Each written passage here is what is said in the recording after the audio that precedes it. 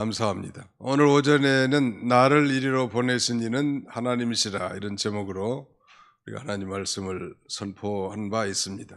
하나님의 주권적 섭리를 믿은 요셉의 신앙을 우리가 배운 바 있는데 이걸 우리의 삶 가운데 적용하는 게 중요할 것 같아요.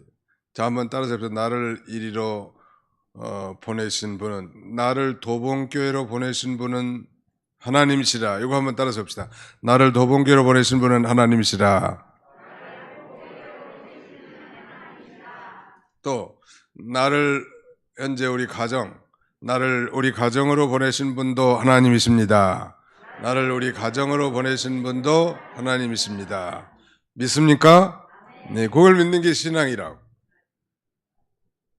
그걸 믿는다면 삶의 태도가 바뀌어질 수밖에 없죠. 하나님이 보내셨다. 잘 되게 하려고 보내셨을까요? 못 되게 하려고 보내셨을까요? 잘 되게 하려고, 복되게 하려고 보내신 거예요. 이런 그 주권을 믿을 때 우리가 편안하다는 것. 자, 오늘은 이제 6월절 준비와 성찬 예식에 대해서 살펴보고 함께 은혜 받고자 합니다. 오늘 본문은 이제 가룟 유다가 예수님을 판 내용 한 가지 하고요. 두 번째는 6월절 준비, 세 번째는 성찬 예식을 창설하심. 이렇게 세 부분으로 나눠 생각할 수 있습니다.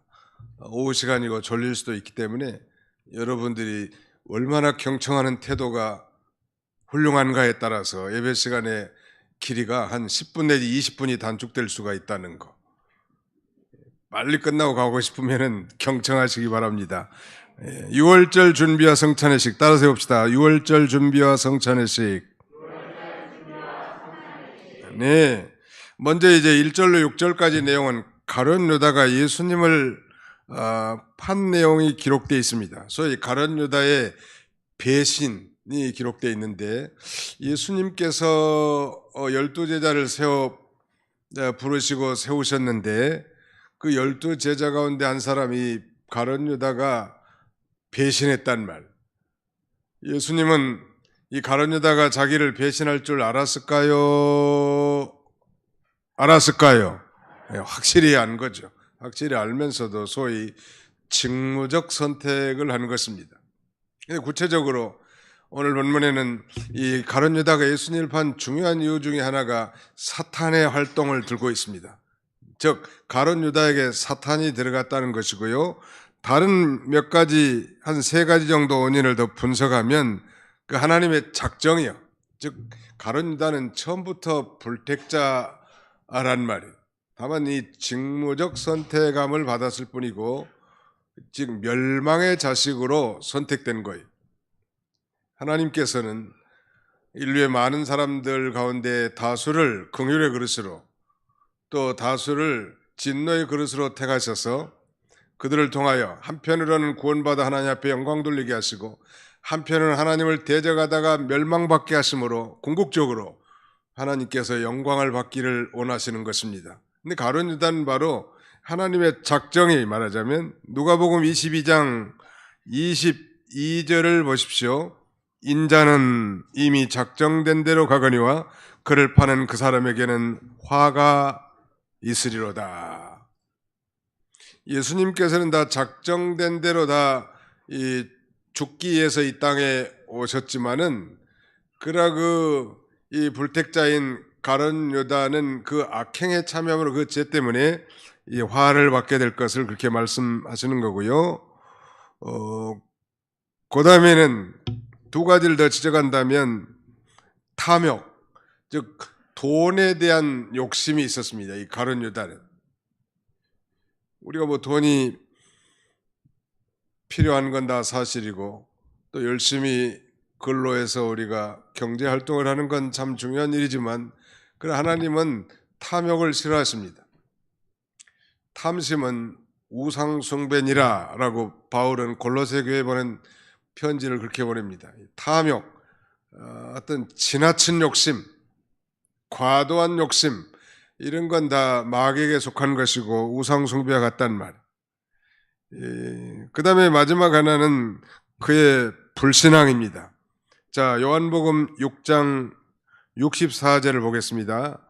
요한복음 6장, 누가복음 다음에 요한복음 6장 64절 찾아서 같이 읽겠습니다. 요한복음 6장 64절 같이 읽습니다. 시작. 그러나 너희 중에 믿지 아니하는 자들이 있느니라 하시니 이는 예수께서 믿지 아니하는 자들이 누구며 자기를 팔 자가 누구인지 처음부터 아심이러라. 그러나 너희 중에 믿지 아니하는 자들이 있느니라.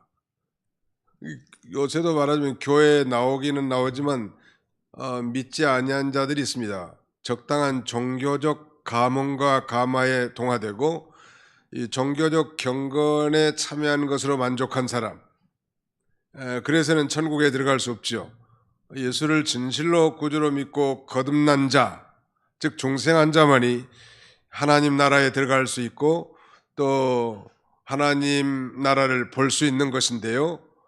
교회만 나와가지고 좀 적당한 도덕성과 경건성에 참여하고 좋은 교훈을 받는 그런 정도 가지고는 구원받을 수 없는 것입니다. 그러므로 혹시라도 이 중에 정말 예수를 인격적 체험적으로 만나지 못한 분이 계시다면 그렇게 기도해야 될 것 같아요. 주님, 제게도 경험적 체험적으로 당신을 만나게 주시옵소서. 그래서 정말 기쁨과 즐거움으로 이 신앙생활을 할 수 있도록 도와달라고 이렇게 사모하는 분을 우리 하나님이 기뻐하시고 계시해 주시는 주님이시죠. 네 가지를 말씀드렸습니다. 가룟 유다가 배신한 이유가 뭔가? 그 첫 번째는 바로 하나님의 작정이고, 두 번째는 그의 불신앙, 세 번째는 탐욕, 그리고 네 번째는 사탄의 활동. 이 탐욕을 부리면 사탄이 거리 들어갑니다. 욕심으로 나가면 그걸 잘 안단 말이에요. 교회도 마찬가지. 교회 일도 거룩한 일인 것은 사실이지만 욕심으로 하는 거 아니에요. 하나님이 허락하신 범위 내에서 하는 거지 욕심으로 교회 일이라고 하는 거 아닙니다. 모든 일이 다 마찬가지. 그 네 가지가 배신한 원인이라고 할 수 있고, 또 한 가지 우리가 중요하게 짚어볼 일은 그럼에도 불구하고 예수님께서는 왜 가룟 유다를 12 제자로 선택했을까요? 거기에 대해서는 우리가 과거부터 잘 배운 대로 바로 이 후대 이 교역자라든지 교회 중직자 가운데도 불택자가 있음을 알게 해주시고, 그리고 이 불택자의 말로가 비참하다는 걸 또 깨닫게 해주는 것입니다. 그리고 이 가룟 유다와 같이 소위 구원받지는 못했지만 직무적 선택을 받을 수도 있다는 것. 우리가 이 건축을 하게 되면 소위 여러 가지 일본말로 아시발이라고 하는 이 비계들을 많이 세워서 콘크리트를 붓고 그리고 건물을 쌓아 올라가는데, 그리고 건물이 완공되면 그 모든 비계들, 아시발이들은 다 철거해버린 것 같이 그 건축에 사용은 됐으나 말하자면 그 건축물에 해당되지는 않은 것처럼 불신자들이나 불택자들도 하나님의 일에 쓰임받을 수 있다는 사실을 우리에게 가르치죠. 그것도 아주 교회 중직자나 하나님의 종들 가운데도 충분히 그런 불택자가 있을 수 있는 걸 우리에게 가르쳐주고, 그리고 이 가룟 유다가 비참하게 죽은 것처럼 범죄자의 말로가 비참하게 될 것을 우리에게 교훈해 주시는 것입니다. 그러나 우리가 그럼에도 불구하고 도대체 유다는 무슨 똥단지 같은 생각으로 예수님을 쫓아갔을까? 당시에 그 유대인들은 한결같이 예수님이란 분이 정말 구원자라고 한다면 우리를 저 로마의 식민자에서 해방시켜줄 소위 정치적 해방자로 다 믿고 따랐단 말이에요. 가룟 유다뿐만 아니라 많은 유대인들이 그런 생각을 가졌습니다. 그런데 그의 기대와는 달리 가만히 보니까 예수님은 현존하는 로마 정부를 인정하는 듯 하는 말씀도 하시고, 또 심지어는 자기가 그들의 손에 죽임을 당할 것이라고 말씀도 한단 말이에요. 그러니까 도대체 이 가룟 유다가 예수님 앞에 걸었던 그런 기대와 희망이 전혀 아주 맞지가 않은 거예요. 코드가 안 맞아, 말하자면 코드가. 예, 그래 얼마나 실망이 클 수밖에 없겠죠. 중요한 것은 가룟 유다의 행동은 바로 예수님께서 성경에 예언된 그 메시아, 바로 그분이라는 사실을 알지 못한 거죠, 말하자면. 그저 이분만 모시고 가면 우리는 정말 정치적으로도 해방될 뿐만 아니라 경제적인 걱정도 없고 인생의 앞길이 쫙 펼쳐지고 행복하겠구나, 이런 생각만 한 것입니다. 즉 예수님의 이 진정한 사역이 무엇인지를 깨닫지 못했다는, 예수님이 이 땅에 온 것은 죄인들을 구원해 주러 오신 거잖아요. 즉 영혼의 구원을 위해서 예수님이 십자가에 못 박히셨고 이 땅에 오셨단 말이에요. 그런데 가룟 유다를 비롯한 많은 사람들은 그 예수님에게서 어떤 이 세상적인 것들을 추구했고 자기의 기대에 미치지 못했기 때문에 궁극적으로 배신하게 된 것인데, 이런 유사한 잘못은 오늘날 우리도 부분적으로 범할 수 있는 것입니다. 물론 우리가 예수 믿고 구원받은 성도라면 하나님의 택한 백성이고 하나님의 택한 백성이라면 궁극적으로 버림받지는 않겠지만, 우리 가운데 육신의 안녕과 부의 증대를 추구하다가 자기 소원대로 되지 않자 말하자면 신앙을 저버린 사람들 있을 수 있다는, 예수 믿으면 건강 축복, 환경 축복, 자손 축복, 사업 축복, 인생 축복을 받는다. 근데 교회 나오고 11조도 했는데 전혀 그런 기미가 보이지 않는다는 말. 그러니까 자기 기대와 벗어나기 때문에 교회를 나오지 않은 그런 사람들도 있잖아요. 가룟 유다가 좀 그런 셈이라고 생각하면 될 것 같아요. 그러니까 이 코드가 맞지 않는 거죠. 예수 그리스도는 우리의 죄를 위해서 이 땅에, 죄 용서를 위해서 이 땅에 오신 구주이십니다. 구주. 아들 낳으리니 이름을 예수라 하라. 이는 자기 백성을 저희 죄에서 구원할 자이심이라. 바로 예수님은 우리를 죄에서 구원해 준, 우리 인생의 근본적인 불행과 저주에서 우리를 해방시켜 주려고, 그래서 하나님 앞에 영광스러운 자녀로 진정한 행복을 찾아 살게 하시려고 하는 건데, 세상에 뭐 돈 많이 벌고 사업 잘 되고 건강 축복, 자녀 축복, 그런 것들을 기대하고 교회 나왔다가 자기 기대에 못 미치니까 말이죠, 하나님을 떠난 그런 현세주의적 신앙과 다를 바 없는 것입니다. 이거 일종의 가룟 유다는 기복신앙이 있죠, 말하자면. 우리는 현실을 중시하지만 현세주의는 아니에요. 우리의 참신앙은 현실을 중시하지만 현세주의가 아니고, 우리의 신앙은 영적 내세주의인 것입니다. 믿으시면 아멘 합시다. 한번 따라합시다. 우리의 신앙은 영적 내세주의입니다. 그 현실을 아무렇게나 삽니까? 그게 아니에요. 현실을 중시하지만 현세주의가 아니라는 거예요. 이 땅의 운동이 아니요, 우리 운동은 사실 하늘의 운동이, 육신의 운동이 아니요, 우리의 운동은 영의 운동이, 보이는 것만이 전부가 아니요, 우리가 하는 운동이, 구원 운동은 보이지 않는 운동이. 겉사람은 후패하나 우리의 속은 날로 새롭도다. 우리의 돌아보는 것은 보이는 것이 아니요 보이지 않는 것이니, 보이는 것은 잠깐이요 보이지 않는 것은 영원함이로다. 모든 인생은 풀과 같고 그 영광은 풀의 꽃과 같으니, 풀은 마르고 꽃은 떨어지되 하나님의 말씀은 세세토록 있도다. 우리의 신앙은 현실을 중시하면서도 현실주의가 아니고 영적 내세주의라는 사실을 언제나 기억한다면, 뭐 현세에서 좀 내 마음과 내 뜻대로 안 돼도 그게 뭐 큰 문제가 안 돼. 일이 안 돼도 괜찮고, 일이 잘 되면 더 좋고 그런 거지. 뭐 일이 안 되면 나 죽는다, 이제 뭐 어떤 사람처럼 바위에서 떨어져서 극단적인 행동을 하는 건 그 불신자의 대표적인 이 형태라고 할 수 있겠습니다. 박원순 시장이 자살하는 거요.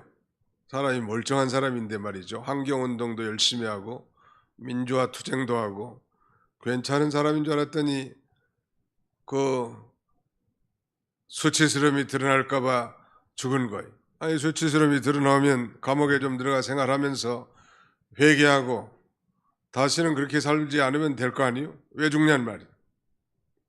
바로 불신자들은 그런 행동을 하는 거예요. 우리 믿는 사람들은 부족하고 허물이 많고 실수도 잘하지만 그래도 하나님 앞에 또 회개하고 잘 살아보려고 결심하고 또 결심한다고 됩니까? 안 되지. 또 회개하고 하나님 앞에 또 결심하고 천당 갈 때까지 아마 그렇게 나가는 것 같습니다. 우리의 신앙은 현실주의가 아니고 현실을 중시하나 영적 내세주의라는 거 우리가 잊지 않아야 할 것입니다. 그 다음에 두 번째 대지는 메인 아이디어는 7절로 13절까지 유월절 준비입니다. 유월절은 이스라엘 백성들이 이 애굽에서 노예 생활을 했죠. 430년 동안. 그런데 이스라엘 그 바로 왕이 쉽게 내버리지 않았단 말. 이스라엘 백성들이 애굽에서 430년 동안 노예 생활을 했는데 그 애굽에서 해방되어 나오기 전날 하나님께서 애굽의 바로 왕이 말 안 들으니까 애굽 사람들의 모든 장자들을 죽이는 재앙을 내리셨을 때 이스라엘 백성들이 머문 집의 그 문틀, 문인방과 문설주 여기에 양의 피를 바르게 했지 않습니까? 그리고 그 양의 피가 발라진 집 안에 들어있는 사람들은 다 살게 한 거예요. 누구든지. 그러니까 말하자면 이 애굽에서 해방된 날을 기념하는 절기가 유월절인데 이것은 장차 죄와 사망에 종살이된 인생들이 예수 그리스도의 보배로운 피를 믿고 영적으로 해방된 것을 우리가 지킨다면 그건 영적 유월절을 지키는 셈입니다. 오늘날 어떤 이단들은 지금도 유월절을 지켜야 된다고 성경에 있는 대로 유월절을 지켜야 된다고 말합니다. 그래서 양을 잡아가지고 유월절을 지킨다는데 대개 이 부활주일 전날 토요일날 그렇게 한다는 거예요. 잘못된 겁니다. 오늘 이 시대는 그렇게 짐승을 잡아 유월절을 지키는 것이 아니고 유월절 어린 양으로 오신 예수님을 믿는 것이 유월절을 지키는 것이고 또 그 예수님 안에서 풍성한 생명을 누리는 것이 유월절을 지키는 거예요. 즉 유월절 어린 양으로 오신 예수님을 나의 주님으로 믿고 그 주님 안에서 풍성한 생명을 누리는 것이 유월절을 지키는 것이기 때문에 우리는 어떤 면에서 매주일마다 이렇게 유월절을 지키고 있는 셈이죠. 별도로 유월절을 지키지 않는다는 것. 반면에 이 무교절은 누룩을 넣지 않은 떡을 먹는 절기인데 니산월 1월 14일 해지기 전 저녁 때 유월절을 지키고 해가 지자마자 이제 15일이 되는 거예요. 유대인들의 하루는 저녁 6시부터 그 다음날 6시까지 24시간을 하루로 칩니다. 우리하고 좀 다르죠. 그러니까 해가 진 다음에 유월절을 지키는 거예요. 초저녁에. 그리고 저녁 6시가 넘어가면 이제 15일이 되는 거예요. 15일부터 한 주간 동안 누룩 없는 딱 무교병을 먹으면서 절기를 지킨다고 해서 무교절이라고 합니다. 놀라운 사실은 종교 지도자들이 예수님을 죽이려고 계획한 일과 유월절 어린 양을 잡는 날이 일치되었다는 것. 그건 결코 우연한 일이 아니고 하나님의 뜻이었는데 이 유월절을 지키고 유월절을 지키는 장소 어떻게 보면 예수님이 마지막 유월절을 지킨 셈이 되겠죠. 그러니까 예수님이 이제 구속 성취한 이후부터는 엄밀하게 말하면 율법의 의식적 유월절 준수는 불필요하게 된 것입니다. 자, 어떻게 유월절을 지키기 위해서 장소를 준비했을까요? 7절을 보겠습니다. 유월절 양을 잡을 무교절 날이 이른지라 예수께서 베드로와 요한을 보내시며 이르시되 가서 우리를 위하여 유월절을 준비하여 우리로 먹게 하라. 여짜오되 어디서 준비하기를 원하시나이까? 이르시되 보라 너희가 성내로 들어가면 물 한 동이를 가지고 가는 사람을 만나리니 그가 들어가는 집으로 따라 들어가서 그 집 주인에게 이르되 선생님이 내게 하는 말씀이 내가 내 제자들과 함께 유월절을 먹을 객실이 어디 있느냐 하시더라 하라. 그리하면 그가 자리를 마련한 큰 다락방을 보이리니 거기서 준비하라 하시니 그들이 나가 그 하신 말씀대로 만나 유월절을 준비하니라. 유월절을 준비하는 이 과정에서 예수님의 그 놀라운 신적 지식이라고 할까요? 하나님이시니까 모든 걸 다 아신다는 거예요.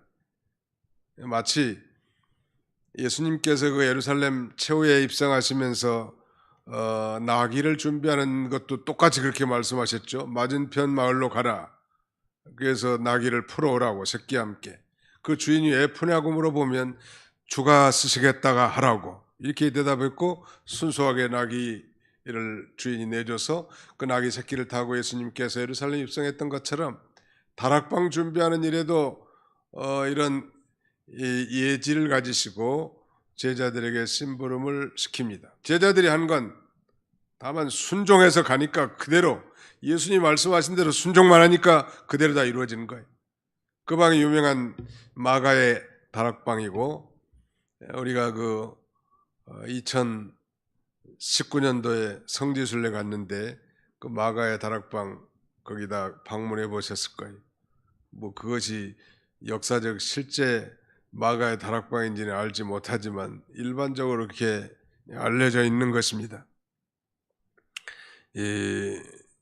예수님의 이렇게 최후와 관련된 모든 일은 영원 전부터 하나님의 뜻대로 예정되어 있고 예수님께서는 장래 일을 다 미리 하시고 계시는 근본 하나님이라는 사실을 우리가 깨달을 수 있죠.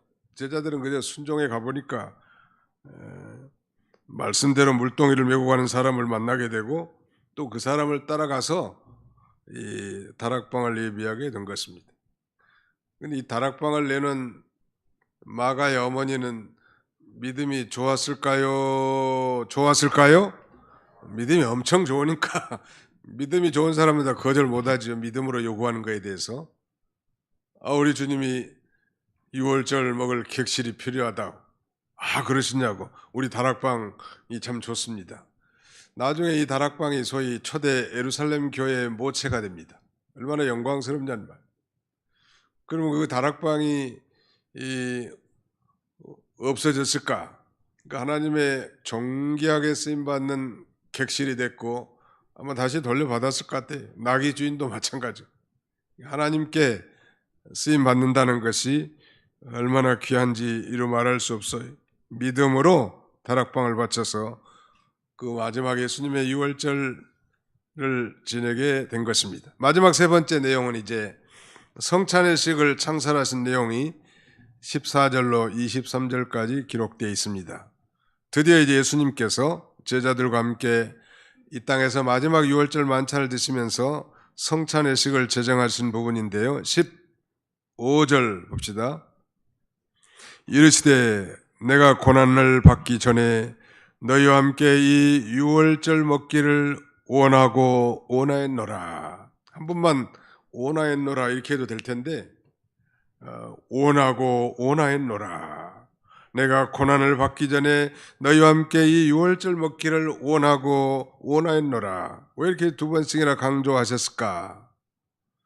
아마 이제 제자들과 함께 개인적인 시간을 가지면서 그들에게 사랑의 새 계명을 주시기 위한 것일 뿐만 아니라 이제 성찬의식을 제정함으로써 자신의 죽음이 갖고 있는 놀라운 구속사적인 의미를 풀이해 주시고 장차 예수님 재림시까지 자신의 이 대속적 죽음을 기념하도록 명령하시기 위한 것입니다.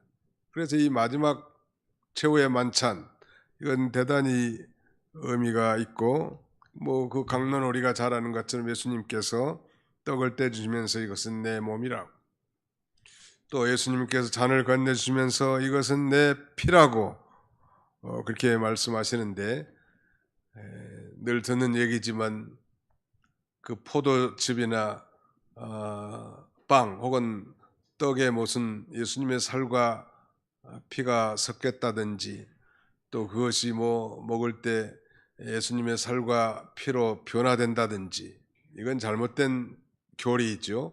천주교에서는 소위 화채설을 주장합니다. 그래서 이 떡과 잔을 받을 때 그것이 예수님의 살과 피로 실제로 변한다니. 우리 변합니까 안 변합니까? 말도 안 되는 소리죠. 그 다음에 루터교에서는 그 속에 예수님의 살과 피가 섞여 있다는 것. 이것을 소위 공제설이라고 합니다. 공제설. 그러나 그 속에 예수님의 살과 피가 섞였습니까? 그렇지 않죠. 우리 개신교에서는, 개혁주의에서는 그냥 기념설, 상징설을 주장합니다.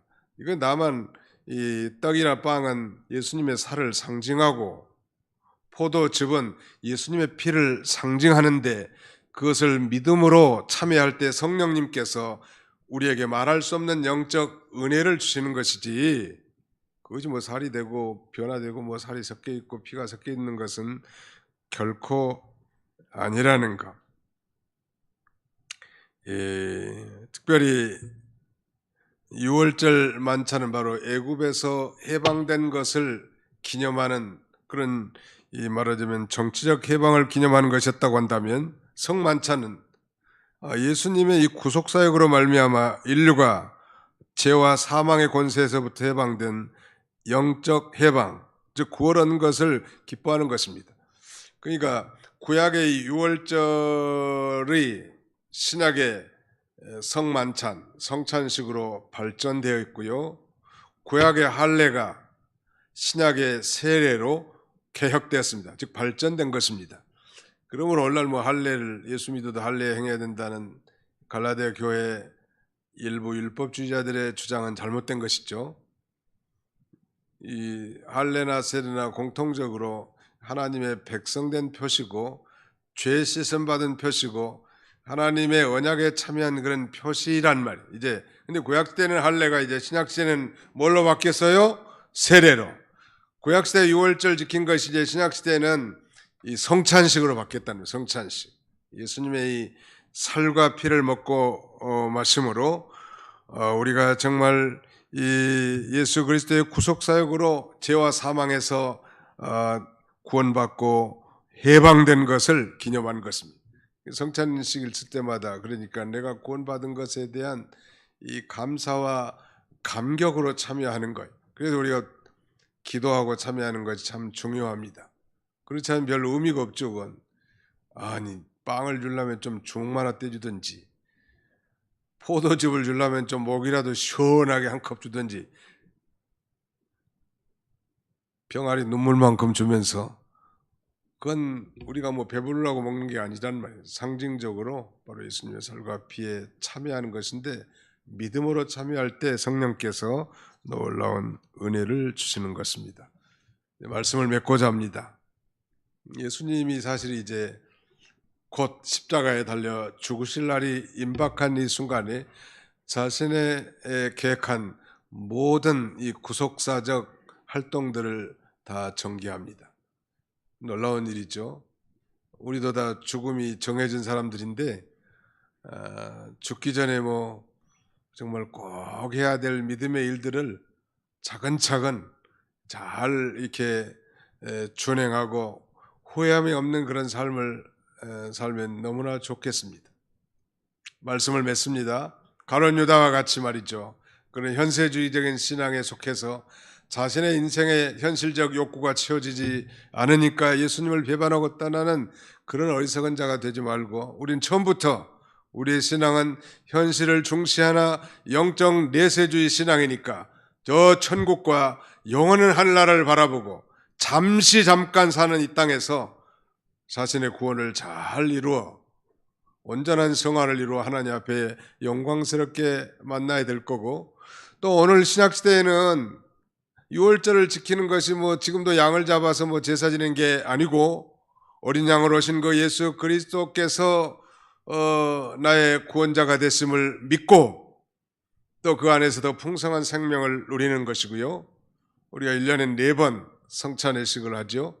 신년이나 뭐 송구영신 예배 때 한 번 하고 부활주일 때 한 번 하고 또 7월 첫 주인 맥주 감사주일 때 한 번 하고 가을에는 추수 감사주일 때 합니다. 분기마다 한 번 정도 하는 셈이 되는데 형식적으로 참여하지 말고 이 예수님이 살이 찢기시고 피를 흘리셨기 때문에 그의 이 대속적 죽음으로 말미암아 내가 구원을 받은 걸 기억하고 예수님 말씀하신 대로 그의 재림 때까지 그의 죽으심을 기억하고 기념하는 이런 뜻깊은 의식이 다 되기를 주님의 이름으로 축원합니다. 기도하겠습니다. 하나님의 은혜를 감사합니다. 오늘도 우리 하나님께 사랑하시는 주의 백성들을 피곤한 가운데서 이렇게 새벽부터 오후 예배 시간까지 참여하게 해주시고 아버지 하나님 말씀으로 우리를 권고하시고 위로하시고 격려하신 놀라우신 은혜와 사랑을 진심으로 감사하고 감사를 드립니다. 자비로우신 우리 아버지 하나님, 나를 이리로 보내신 이는 당신들이 아니요 하나님이시라. 하나님이 생명을 구원하시려고 나를 당신들 앞서 보내셨나이다고 고백한 요셉과 같이 현실의 상황과 전혀 상관없이 형편의 호불호와 전혀 상관없이 하나님께서 자신의 인생의 주인이 되셔서 당신의 기뻐하신 뜻대로 자신을 그곳까지 인도하셨다고 고백한 요셉처럼 우리도 범사의 그를 인정하고 그분이 나의 인생의 진로의 이 인도자요 참 목자인 것을 깨닫고 어떤 어려운 가운데서도 낙심하거나 좌절하지 않게 해주시고 그때마다 하나님을 바라보고 기도함으로 믿음으로 따라가며 하나님이 나를 인도하셨다고 우리도 간증하며 그의 주권을 인정하고 찬송하고 감사하는 우리 모두가 되도록 우리 하나님 함께해 주옵소서. 한 주간 동안 우리의 삶을 통하여 하나님 영광 받으시길 원하옵고 우리를 죄에서 구속하신 예수님의 이름으로 기도하옵나이다. 아멘.